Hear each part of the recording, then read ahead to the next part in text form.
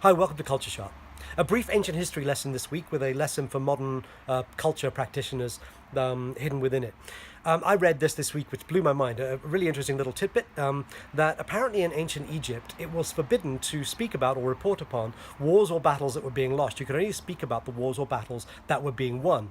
And so what would happen was the only way you could tell whether you were winning the wars or battles was to see where they were being fought. If they were being fought closer and closer to the capital, then you knew you were losing, even though the official report said that you were winning.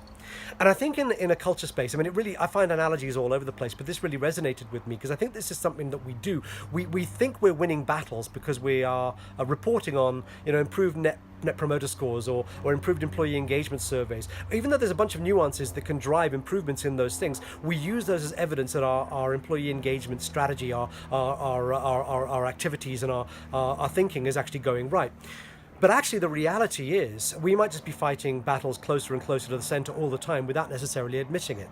Because actually, the only real measurement of whether or not things are improving is whether or not people's attitudes are improving, their performance is improving, their ownership is improving, the stuff that they're actually doing and taking seriously is improving. And they can say all sorts of things on surveys, but you can see their actual activity and their attitude and their positivity or lack of it in their daily interactions. And I think those things are largely driven by the way in which they perceive work right now on a daily basis. So although they may have, they answer questions on your employee engagement survey which are designed to extract a specific type of answer, they may answer those in a specific type of way. What they're actually doing on a daily basis is often completely different. And this is a kind of thing that befuddles us. I think we get really mixed up by all of this. Why is it that our engagement surveys are improving and yet people are leaving, and yet we're still struggling with this and that and the other, lateness or bad attitude or whatever it might be? And the reason is because it's got nothing to do with that.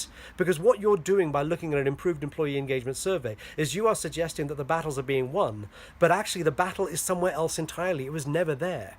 What people are doing is they're coming to work on a daily basis and they are dealing with 1,000 daily frustrations. And it's those sorts of things, those granular little things that we can't necessarily plot out on a curve.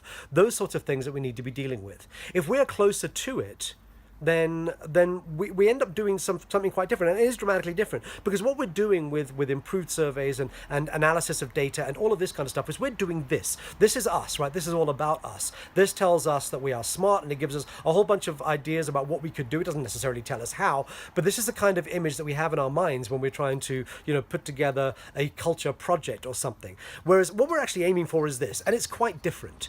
Now, could you have employees that are this crazy, this raving?